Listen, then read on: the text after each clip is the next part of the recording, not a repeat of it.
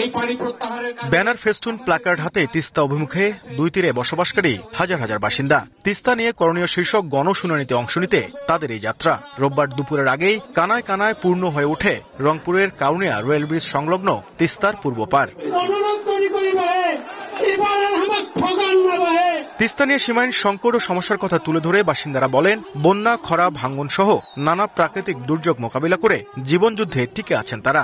দাবি তোলেন দ্রুত তিস্তা চুক্তি করে মহাপরিকল্পনা বাস্তবায়নের। বন্যার সময় ইন্ডিয়া থেকে পানি আসে, বন্যায় আমরা আমাদের সর্বোচ্চ হারিয়ে যায়, আমরা ভেসে যাই। আমরা চাই তিস্তার সমস্যার সমাধান করে আমাদের উত্তরবঙ্গের মানুষের যে মঙ্গাপ্রীত অঞ্চল হিসেবে যে কুখ্যাতি রয়েছে, যে দুঃখবোধের জায়গা রয়েছে, সেখান থেকে উত্তরণে সরকার সর্বোচ্চ ব্যবস্থা গ্রহণ করবে। গণশুনানি শেষে উপদেষ্টা আসিফ মাহমুদ সজীব ভূঁইয়া বলেন, বিগত ফ্যাসিস্ট সরকারের দুর্বল পররাষ্ট্রনীতির কারণে আলোর মুখ দেখেনি তিস্তা চুক্তি। তবে এবার ভারতের সঙ্গে চুক্তি বাস্তবায়নের উদ্যোগ নেওয়া হবে। বিগত সময়ে আমরা এমনই এক ফ্যাসিবাদী সরকার পেয়েছি, তাদের নতজানু পররাষ্ট্রনীতির কারণে তারা শুধু ভারতে গিয়ে ভারতের প্রধানমন্ত্রীর সাথে ছবি তুলেছে, তিস্তার কথা বলার সাহসটা পর্যন্ত করতে পারেনি।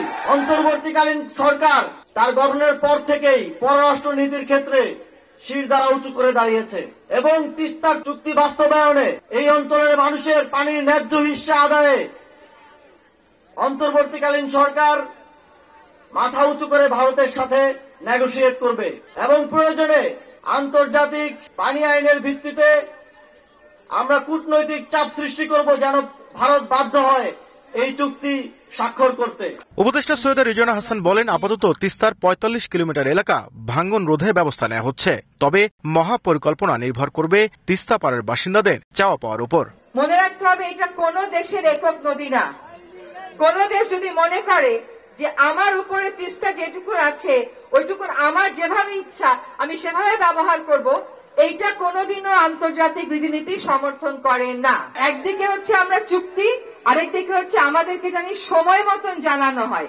গেট খুলে দেওয়ার আগে অন্তত কয়েক ঘন্টা সময় পেলেও তো আমরা অনেক মানুষকে সরাই দিতে পারি, গরু ছাগলগুলো সরাতে পারি। এইটা আমাদেরকে না জানানোর তো, না বলতে পারার তো কোনো কারণ নাই। তাহলে আর আমাদের কেমন ভালো বন্ধু, কেমন ভালো প্রতিবেশী। 2014 সালের পর থেকে ভারত একতরফা পানি প্রত্যাহার ও বর্ষা মৌসুমে পানি ছেড়ে মহা দুর্যোগ তৈরি করলে নদী পাড়ের বাসিন্দারা আন্দোলন গড়ে তোলেন তিস্তা মহাপরিকল্পনা বাস্তবায়নের। নাজমুল ইসলাম নিশাত, সময় সংবাদ, রংপুর।